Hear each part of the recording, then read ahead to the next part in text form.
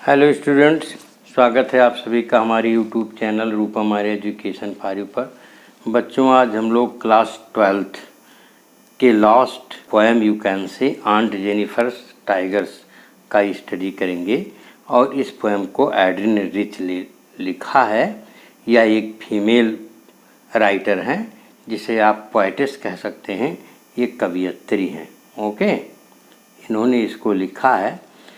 इसी पोएम को हम स्टडी करेंगे। तो आइए इस पोएम को स्टडी करने से पहले हम लोग पोएटिस के विषय में कुछ इंट्रोडक्शन प्राप्त कर लेते हैं। ओके, तो Adrienne Rich was born in Baltimore, Maryland, USA. ये बाल्टीमोर, मैरीलैंड, यूएसए में पैदा हुई थी। She is widely known for her involvement in contemporary women's movement as a poet and a theorist. ये तत्कालीन समय यानी समकालीन समय में जो वुमेन्स मूवमेंट था, उस वुमेन मूवमेंट में ये इन्वॉल्व हुई हैं। किस रूप में? एक पोएट के रूप में और एक थ्योरिस्ट के रूप में, एक सिद्धांतवादी के रूप में ये उस आंदोलन में अपनी सहभागिता दी हैं, उसमें इन्वॉल्व रही हैं। ओके बच्चों, तो जो इनका जन्म है वो 1929 में है और इनकी मृत्यु हो गई है 2012 में। ओके, 2012 में इनकी डेथ हुई है। She has published 19 volumes of poetry की 19 वॉल्यूम्स को इन्होंने लिखा है। ओके, 3 कलेक्शंस ऑफ एस्से के 3 कलेक्शंस हैं इन्होंने जिसे लिखा है, और मानी अदर राइटिंग्स इनकी हैं।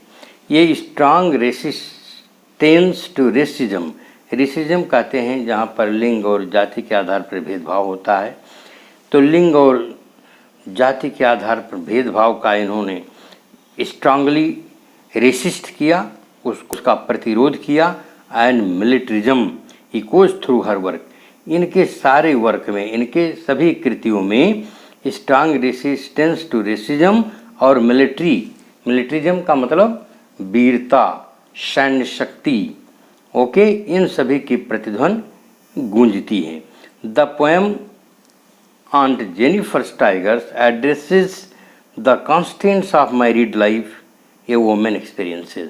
और जो आपका ये पोएम है आंट जेनिफर्स टाइगर्स, इस पोएम में एड्रेस किया गया है यानी बताया गया है कि किस तरह से एक मैरिड लाइफ वाली एक औरत किन बंधनों, किन मर्यादाओं को अपने जीवन में वह अनुभव करती है, किस तरह से उसके ऊपर अंकुश लगाए जाते हैं।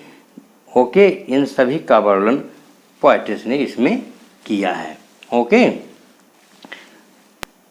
वह पाती है कि जो ये समाज है वह मेल डोमिनेंस वाला समाज है, और जो मेल डोमिनेंट वाला समाज है जिसमें पितृसत्ता की प्रधानता होती है, इसमें जो मैरिड लाइफ होता है औरत का, वह एक प्रकार से गुलामी भरा हुआ होता है और उसे सदैव कार्य करना ही होता है। और यहाँ तक कि उसका जो उत्पीड़न है, उसको टॉर्चर उसके हस्बैंड के द्वारा भी किया जाता है। तो इसी का वर्णन इसमें जो पोएटिस हैं एड्राइन रिच ने किया है कि किस तरह से एक आंटी हैं जिनका नाम जेनिफर है, वो चीते के चित्र की कढ़ाई कर रही हैं, एम्ब्रॉयडरिंग कर रही हैं, निटिंग कर रही हैं कपड़े में। ओके, पर्दे के ऊपर वह कढ़ाई कर रही हैं, काफ़ी मेहनत कर रही हैं। वो उम्रदराज हो गई हैं, ओल्ड भी हो गई हैं और वीक हो गई हैं।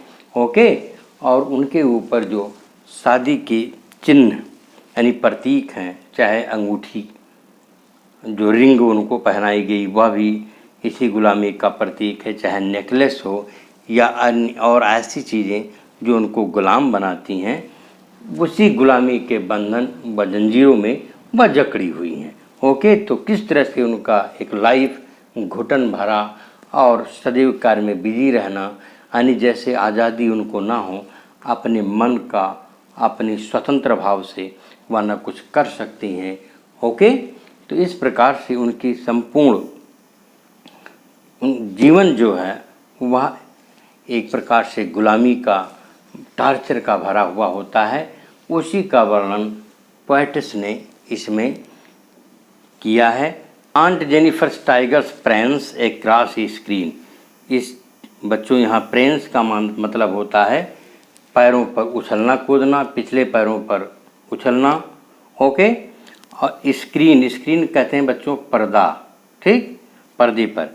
तो जो आंट जेनिफर्स के टाइगर्स हैं वह पूरे यानी एक क्रॉस का मतलब पूरे पर्दे पर पिछले पैरों के बल उछलते हैं।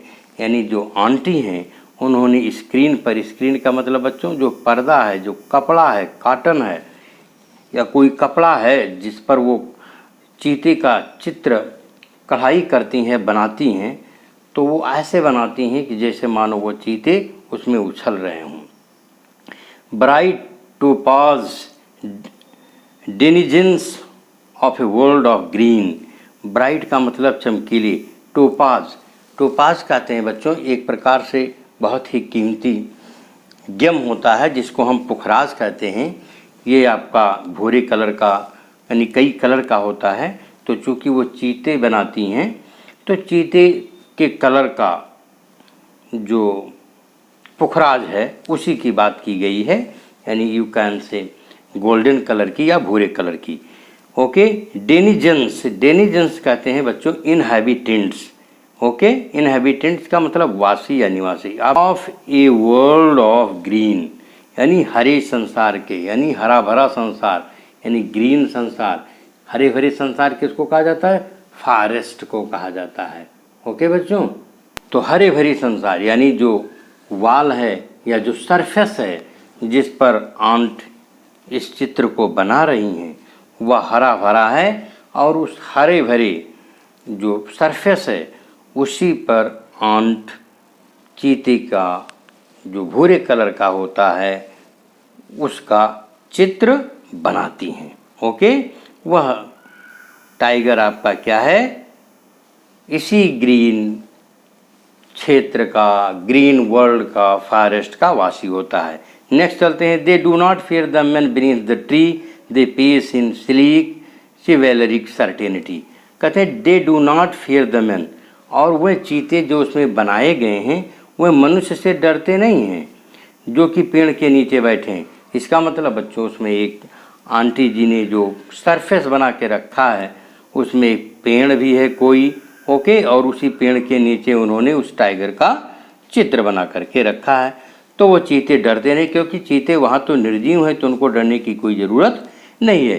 दे पेस इन स्लीक, स्लीक का मतलब बच्चों स्मूथ, ग्लॉसी, एलिजेंट, चिवेलरिक, चिवेलरिक का मतलब बच्चों ब्रेव। ओके। हीरोइक, शूरवीर की तरह वह वहाँ पर चिकने जो शेर हैं वह क्या करते हैं? चलते हैं। पीस का मतलब गति करना, चलते हैं। सर्टेनिटी का मतलब निश्चित रूप से। ओके बच्चों। Aunt Jennifer's fingers fluttering through her वूल।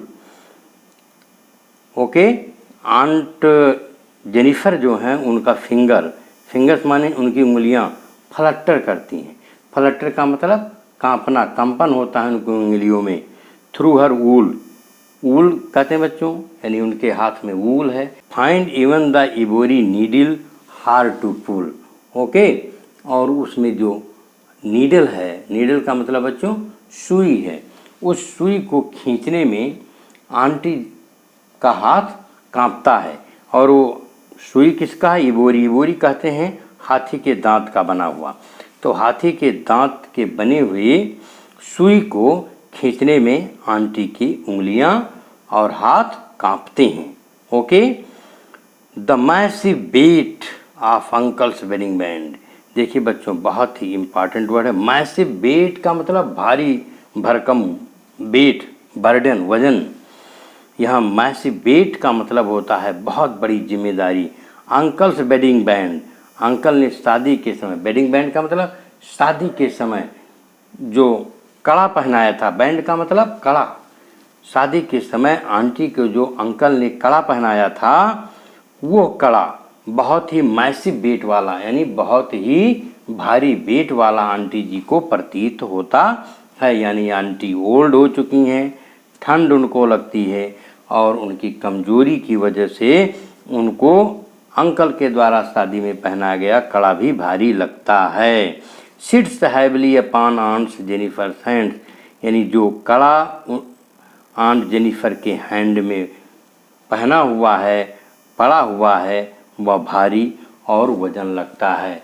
तो यहाँ पर बच्चों आपको ध्यान देने योग्य है कि यहाँ पर मैसिव वेट और ये आपका बैंड, नेकलेस हो या रिंग हो, ये प्रतीक होते हैं कि वह औरत मैरिड है और उसको मैरिड लाइफ की रिस्पॉन्सिबिलिटीज़ को उठाना है। तो जो आंटी जेनिफर हैं उनकी रिस्पॉन्सिबिलिटी, यहाँ पर बच्चों massive weight of uncle's wedding band का सिंबॉलिक अर्थ भी है, प्रतीकात्मक अर्थ भी है कि इसका मतलब यह है कि जो आंटी हैं उनकी शादी हो चुकी है और शादी के बाद जो उनकी भारी भरकम रिस्पॉन्सिबिलिटीज़ उनके कंधों पर आ चुकी है, उस रिस्पॉन्सिबिलिटीज़ को निभाते निभाते वह थक गई हैं, कमज़ोर हो गई हैं और उस भार को वहन करने की शक्ति अब शायद उनके शरीर में नहीं रह गई है। ओके, तो इस प्रकार से बच्चों इसमें पोएम का एक लिटरल मीनिंग है जिसे हम साहित्यिक मीनिंग कहते हैं और दूसरा है सिंबॉलिक अर्थ, प्रतीकात्मक अर्थ। ओके, आइए बच्चों हम आगे लास्ट स्टेंजा पढ़ते हैं। When aunt is dead, her terrified hands will lie still ringed with ordeals she was mastered by। Okay बच्चों, यहाँ पर देखिए कि when aunt is dead, जब आंट की मृत्यु होगी, her terrified hands, उनके terrified hands माने उनके डरे हुए हैंड्स, ओके, will lie, पड़े होंगे। कैसे पड़े होंगे? स्टिल रिंग्ड, माने अभी भी उनके हाथ में रिंग्ड होंगी, यानी वह अंगूठी होगी मेटल की जिसको अंकल ने शादी के समय पहनाया था। विद आर्डियल्स, आर्डियल्स कहते हैं बच्चों जो मुश्किल काम होता है उसकी अंग्रेजी आर्डियल्स होती है, जिसको हम डिफ़िकल्ट टास्क कहते हैं दूसरे शब्दों में। ओके, तो जो आर्डियल्स होता है ये बच्चों, the ordeals are the difficult household work which a married women has to do, यानी बच्चों जो आर्डियल्स होते हैं इसमें वह सभी कठिन घरेलू काम होते हैं जिसको मैरिड लाइफ में औरत को करना होता है। और ये रिंग्ड विद आर्डियल्स, ये देखिए बच्चों, इसको भी देख लीजिए, ये भी सिंबॉलिक अर्थ है, पोएम छोटा ही है। तो जो आपका आप देखें इसमें कि जो आंटी रिंग पहनी हुई हैं उनका जो रिंग है ये रिंग्ड विद आर्डियल्स, ये नियमों के अधीन जो अंगूठी पहनी हुई हैं वह भी एक प्रकार से उनकी गुलामी का प्रतीक है, यानी उनकी मैरी हो चुकी है, अर्थात वो मैरीड हैं और उनको उस मैरिड लाइफ के जो रिस्पॉन्सिबिलिटीज़ हैं उसको उनको निभाना है।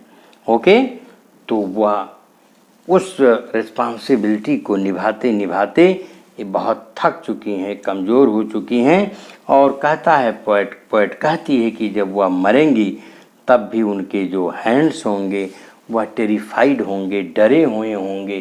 क्यों डरे हुए होंगे?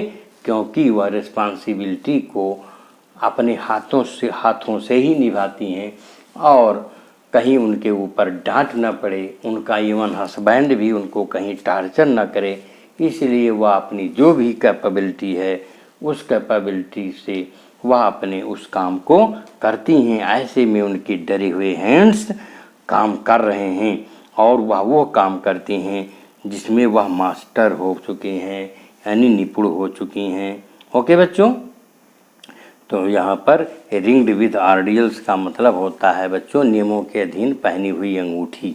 Okay, the tigers in the panel that she made will go on prancing proud and unafraid.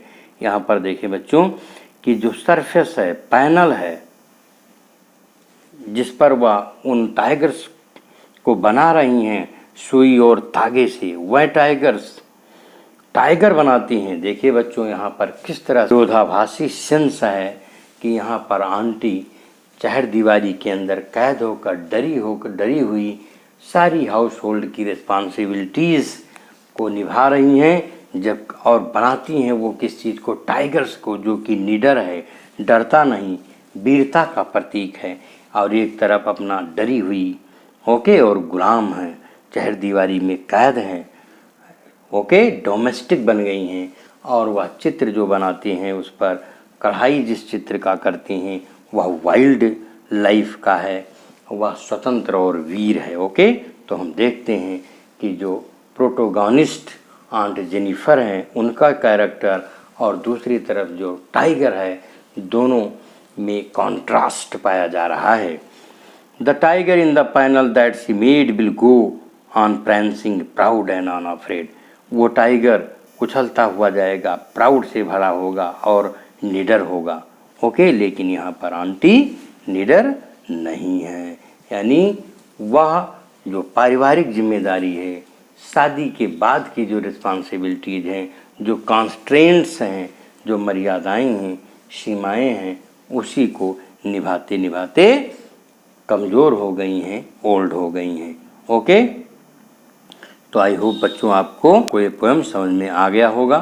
बच्चों, इस पोएम में पोएट ने लिटरेरी डिवाइस का प्रयोग किया है, जिसमें पहला है बच्चों सिम्बॉलिज्म। ओके, सिम्बॉलिज्म को कहते हैं प्रतीकात्मक, और दूसरा है बच्चों फिगर्स ऑफ स्पीच, जिसको हम कहते हैं अलंकार। इसका प्रयोग किया है।